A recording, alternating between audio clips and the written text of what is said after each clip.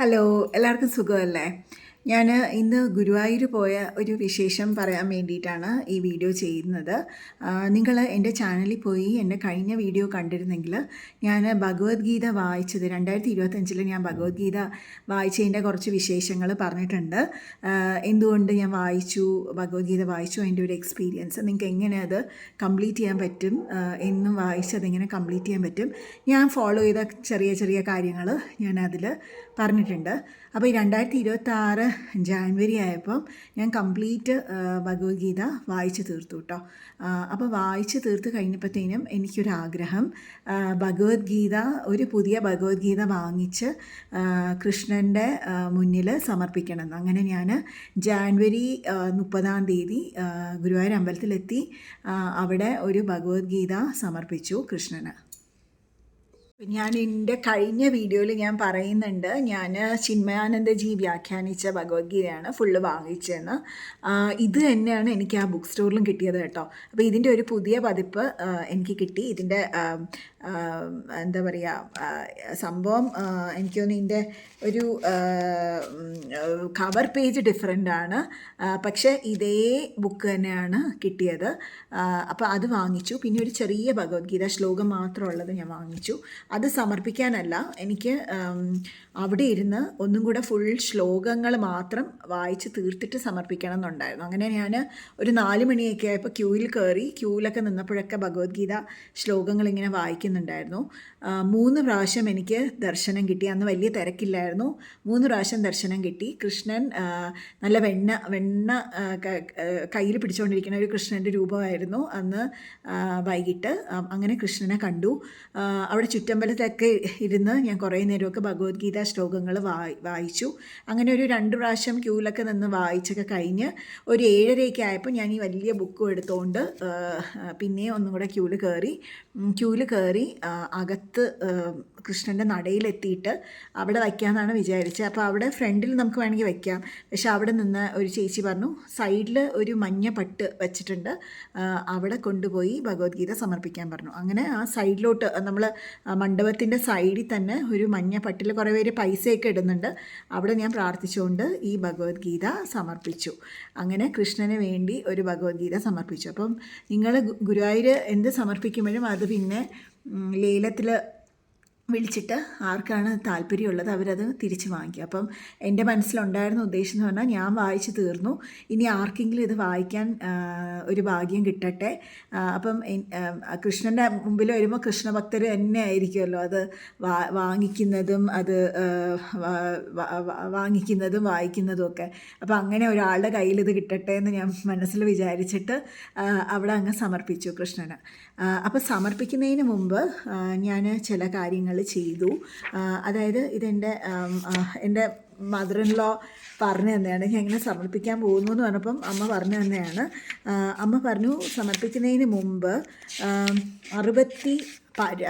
അധ്യായം 18 66ാമത്തെ ശ്ലോകം പറഞ്ഞിട്ട് വേണം സൗമ്യ സമർപ്പിക്കാൻ എന്ന് പറഞ്ഞിരുന്നു. അപ്പം ഞാൻ 66ാമത്തെ ശ്ലോകം അവിടെ ക്യൂവിൽ നിൽക്കുന്ന സമയത്ത് പറഞ്ഞിട്ടാണ് ഞാൻ സമർപ്പിച്ചത്. അത് നിങ്ങൾ വായിക്കുകയാണെങ്കിൽ 66ാമത്തെ ശ്ലോകത്തിൽ ശരിക്കും ഞാൻ അതിൻ്റെ വ്യാഖ്യാനം മാത്രം പറയാം.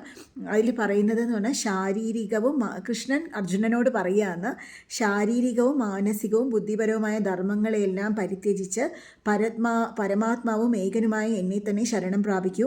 ഞാൻ നിന്നെ സർവ്വ പാപങ്ങളിൽ നിന്ന് മോചിപ്പിക്കാം, നീ ദുഃഖിക്കേണ്ട. ഇതാണ് കൃഷ്ണൻ അർജുനനോട് പറയുന്നത്. ഇത് പറഞ്ഞ് നമ്മൾ കൃഷ്ണനെ നല്ലോണം മനസ്സിൽ ധ്യാനിച്ച് അവിടെ ഭഗവത്ഗീത സമർപ്പിക്കുക. ഇപ്പം നിങ്ങൾ വിചാരിച്ചു കാണും എന്തുകൊണ്ടാണ് സമർപ്പിക്കുന്നത് എന്ന് വിചാരിക്കുന്നുണ്ടാവും. അപ്പം ഞാൻ 2025 വായിച്ചപ്പോഴൊന്നും എനിക്കിങ്ങനെ ഒരു കാര്യം മനസ്സിൽ വന്നിട്ടേ ഇല്ല കേട്ടോ. അപ്പം ഞാൻ വായിച്ച് തീരാറായപ്പം എന്നെ സ്ട്രൈക്ക് ചെയ്ത ഒരു 3 ശ്ലോകങ്ങൾ വായിച്ചപ്പോഴാണ് എനിക്ക് ഇങ്ങനെ ഒരു ആഗ്രഹം വന്നത്. ഗുരുവായൂരപ്പൻ്റെ മുമ്പിൽ തന്നെ പോയി ഒരു ഭഗവത്ഗീത സമർപ്പിക്കണമെന്ന് എനിക്കൊരാഗ്രഹം വന്നത്. ആ ശ്ലോകം എന്താണെന്ന് ഞാൻ നിങ്ങളുടെ അടുത്ത് പറഞ്ഞുതരാം.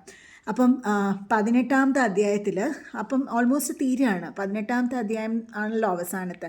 അതിൽ 67ാമത്തെ ശ്ലോകത്തിൽ ഞാൻ എൻ്റെ വ്യാഖ്യാനം മാത്രമേ പറയുന്നുള്ളൂ. കൃഷ്ണൻ പറയുന്നുണ്ട് അർജുനനോട്, ഇത് ഗീതാശാസ്ത്രം തപസ്സില്ലാത്തവന്, സംയമനം ശീലിക്കാത്തവന് ഒരിക്കലും നീ ഉപദേശിക്കരുത്.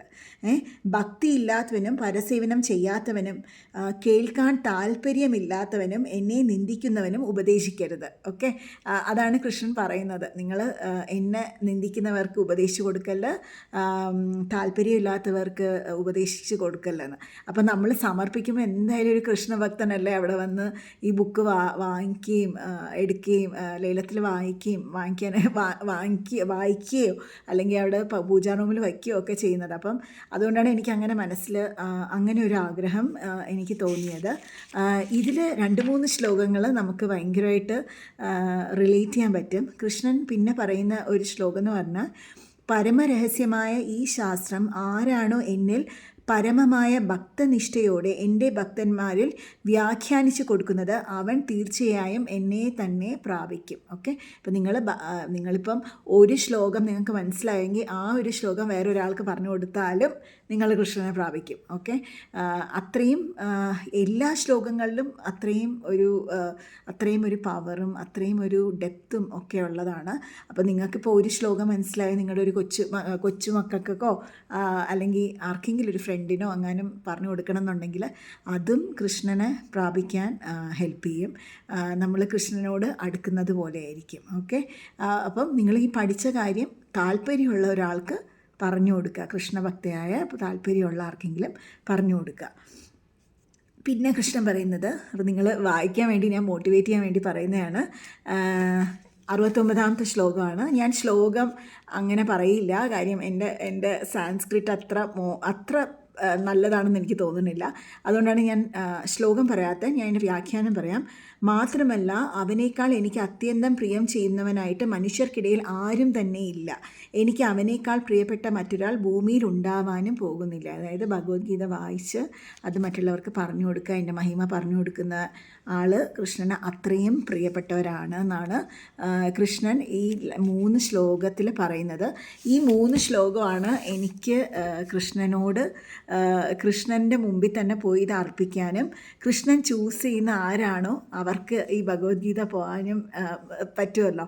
അങ്ങനെ ഞാൻ ചെയ്തത്. അങ്ങനെ ഒരു ആഗ്രഹം മനസ്സിൽ വന്നു, അത് ചെയ്യാൻ പറ്റി. ജാനുവരിയിൽ തന്നെ അത് ചെയ്യാൻ പറ്റി. അങ്ങനെ ഒരു 2026 ഒരു നല്ല തുടക്കമായിട്ട് തന്നെ പോട്ടെ എന്ന് ഞാൻ വിചാരിക്കുന്നു. അങ്ങനെ ഭഗവത്ഗീത കൃഷ്ണന് സമർപ്പിച്ച് ഞാൻ വളരെ വളരെ ഹാപ്പി ആയിട്ട് തിരിച്ചു വന്നു. അപ്പം നിങ്ങളും ഭഗവത്ഗീത വായിക്കുകയാണ് എന്നുണ്ടെങ്കിൽ അത് പോയി വായിച്ച് കഴിഞ്ഞിട്ട് കൃഷ്ണനെ സമർപ്പിക്കുക. അതൊരു ഗോളായിട്ട് വയ്ക്കുക. അപ്പം നമുക്ക് കുറച്ചും കൂടെ ഒരു മോട്ടിവേഷൻ ആണല്ലോ. നമ്മളത് വായിച്ച് തീർക്കണം, കൃഷ്ണൻ്റെ മുമ്പിൽ പോകണം, കൃഷ്ണന് മുമ്പിൽ സമർപ്പിക്കണം എന്ന് പറയുമ്പം അത് നമുക്കൊരു ഭയങ്കര ഒരു പ്രചോദനമായിരിക്കും. അത് വായിച്ച് തീർക്കാൻ വേണ്ടിയിട്ട് നല്ലൊരു പ്രചോദനം തരും. നിങ്ങൾക്ക് ഈ വീഡിയോ ഇഷ്ടപ്പെട്ടെങ്കിൽ സബ്സ്ക്രൈബ് ചെയ്യുക, ലൈക്ക് ചെയ്യുക, ഭഗവത്ഗീത വായിക്കുക.